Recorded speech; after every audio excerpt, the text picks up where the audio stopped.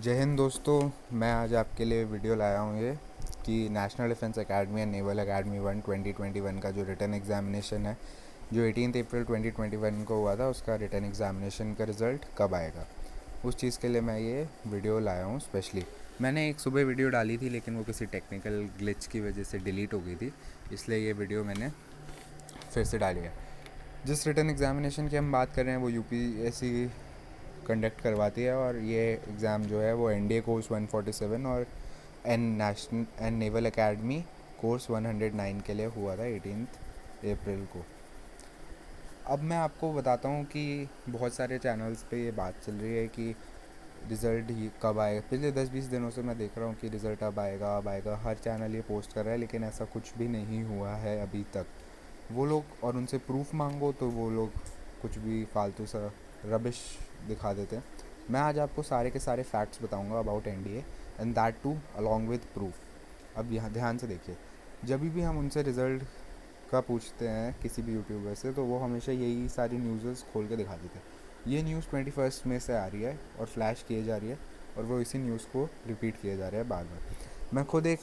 मैंने खुद national defence academy and naval academy 2021 का रिटन एग्ज़ामिनेशन दिया था, इसलिए मैं भी इन सारी न्यूज़ को देख रहा था। पर ये सब कोई भी एक्सप्लिसिट कंटेंट नहीं मिला, कोई भी सही कंटेंट नहीं मिलेगा कहीं पे, इसलिए मैं आज आपको बताता हूँ।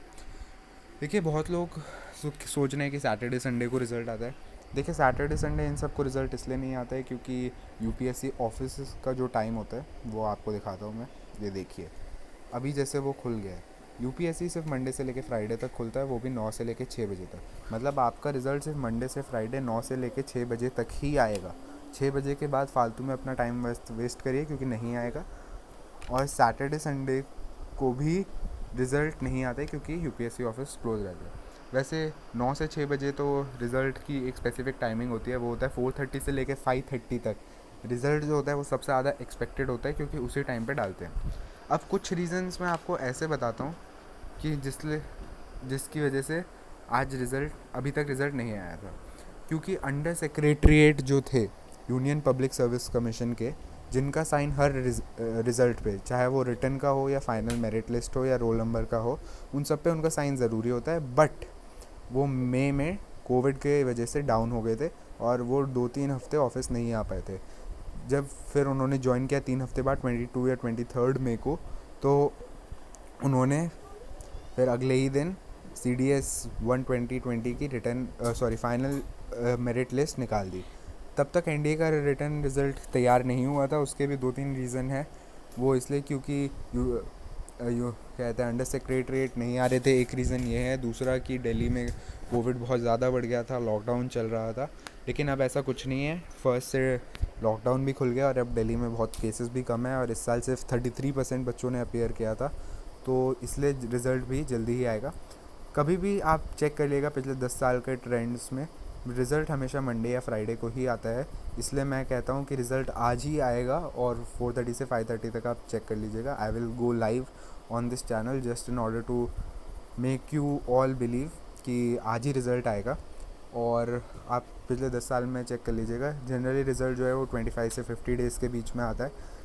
जनरली 25 डेज़ में तो बहुत रेयर ही गया है, जैसे पिछले साल 33 डेज़ में आ गया था। लेकिन जनरली 40 से 50 डेज़ में आ ही जाता है। पिछले 10 साल में सिर्फ एक बार 2018 में ऐसा डिले हो गया था जब 54 डेज़ हो गया था।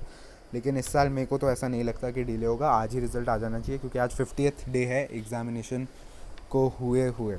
और इसका एक और रीज़न कि रिज़ल्ट आज ही आने का बनता है क्योंकि परसों 9th को NDA-2 की नोटिफिकेशन आने वाली है, और आज तक कभी भी ऐसा नहीं हुआ है कि रिटन एग्ज़ामिनेशन का जो रिज़ल्ट है वो कभी भी नोटिफिकेशन के बाद आया हो। खैर, अभी सिचुएशन कोविड की है, लेकिन फिर भी ऐसा नहीं होगा। दूसरी चीज़, आपने अगर ध्यान से पढ़ा हो नोटिफिकेशन NDA-1 का, उसमें दिया हुआ था कि it will come in the second week of June. Second week आज ही शुरू हुआ है जून का, तो 100% आज ही आना चाहिए मेरे हिसाब से। और एक और रीज़न जो बहुत लोग कहते हैं गलत बता रहे हैं, देखिए बाकी चैनल्स पे फालतू में अपना टाइम मत वेस्ट करो, वो सिर्फ और सिर्फ तुम्हें घुमा रहे हैं, शेयर सब्सक्राइब ये सब ड्रामा चल रहा है, वो सब मत करो। अभी खैर मैं आपको एक रीज़न और बताता हूँ कि इंडिया का जो रिज़ल्ट है वो आज ही आएगा, क्योंकि खैर एनडीए का रिज़ल्ट भी छोड़िए, अभी मैं आपको बताता हूँ। बहुत लोग कट ऑफ के बारे में पूछ रहे थे, एक क्वेश्चन आया था मेरे को कट ऑफ के बारे में, बहुत ही कट ऑफ के बारे में। देखो मेरे हिसाब से कट ऑफ जाना चाहिए 345 से लेके 357 या 358, ये मैक्सिमम कट ऑफ है, इससे ज़्यादा जाएगा नहीं। पिछले साल गया था 355 और आज तक का हाईएस्ट कट ऑफ गया है 360, पिछले 10 साल की बात बता रहा हूँ मैं आपको। और ऐसा कट ऑफ इसलिए हाई जाएगा क्योंकि मैंने जितने भी टीचर्स वीचर्स से चेक किया है वो सब वही बता रहे थे कि कट ऑफ हाई इसलिए जाएगा क्योंकि इस बार बच्चे कम अपेयर किए, ओनली 33% अपेयर्ड, और उसमें प्रिपरेशन लेवल अच्छा था, गैट का लेवल थोड़ा बढ़ गया है, जिसकी वजह से कट ऑफ ज़्यादा फ्लक्चुएट नहीं करेगा, बस 5-10 मार्क। तो इसलिए 357 या 358 मैक्सिमम मान के चलो, वर्स्ट के सिनेरियो है ये। और इंडिविजुअल कट ऑफ में गैट में आपके 180 आने चाहिए टोटल 600 में से, और इंग्लिश में आने चाहिए 50 प्लस 200 में से, और मैथ्स में कट ऑफ जाएगा 75 प्लस 300 में से। तो फिर आप यही मान के चलिए कि अगर आपके 360 प्लस है तब तो आप एसएसबी की प्रिपरेशन अपनी शुरू कर दो किसी अच्छी जगह से। और मैं आपको एक और चीज़ बताता हूँ कि किसी को रिज़ल्ट चेक करना हो तो अपना upsc.government.in की वेबसाइट खोले, उसमें या तो व्हाट्स न्यू में दिखा देगा वो आपका कॉलम, या फिर आप एक्टिव एग्जामिनेशंस में व्यू ऑल कर सकते हैं, और फिर उसके बाद आप नीचे जाकर स्क्रॉल करिए और नेशनल डिफेंस एकेडमी या नेवल एकेडमी 2021 खोल लीजिए, और फिर उसमें क्वेश्चन पेपर के नीचे ही आ जाता है रोल नंबर वाला कॉलम, उसके अंदर आप अपना रोल नंबर चेक कर सकते हैं। अब मैं एक बार चेक कर लेता हूँ कि मैं कोई पॉइंट मिस ना किया हो, जितने भी क्वेश्चंस आए थे मेरे पास उन सब का आंसर मैंने किया है या नहीं। हाँ, ऑलमोस्ट सारे क्वेश्चंस का आंसर मैंने कर दिया है। और कुछ लोगों का, मेरे दोस्तों का ये भी एक क्वेश्चन था कि कहते हैं अगर हमारा एनडीए में नहीं होता है तो हम क्या करें। देखिए अभी TES 46 का नोटिफिकेशन आने वाला है, वो आर्मी में होता है, टेक्निकल एंट्री स्कीम आर्मी के लिए, उसका 46 कोर्स का भी नोटिफिकेशन आने वाला है, उसमें आप ज्वाइन कर सकते हैं। सीधे एसएसबी होती है, उसमें फॉर्म फिल करना होता है, पैसे भी नहीं लगते हैं उसमें, और अपना आराम से आप फॉर्म फिल करिए। और लेकिन अब क्राइटेरिया थोड़ा सा बदल गया, उसके बारे में बता देता हूँ। TES में पहले बोर्ड्स के मार्क्स पे शॉर्टलिस्ट किया जाता था, बट अब बोर्ड्स वाला क्राइटेरिया चेंज हो गया है। अब वो लोग जेई मेंस के परसेंटाइल पे कट ऑफ निकालेंगे। मोस्ट प्रॉब्ली कट ऑफ जाएगी, ऊपर ही जाती है, 85 से 88 जाएगी कट ऑफ। और एक होता है नेवी में भी एक ऐसी टेक्निकल एंट्री स्कीम होती है, आप उसमें भी अप्लाई कर सकते हैं, लेकिन उसमें कट ऑफ बहुत हाई जाता है, जैसे 90 या 92 परसेंटाइल, जो कि जेई एडवांस का ही हो गया एक तरीके से।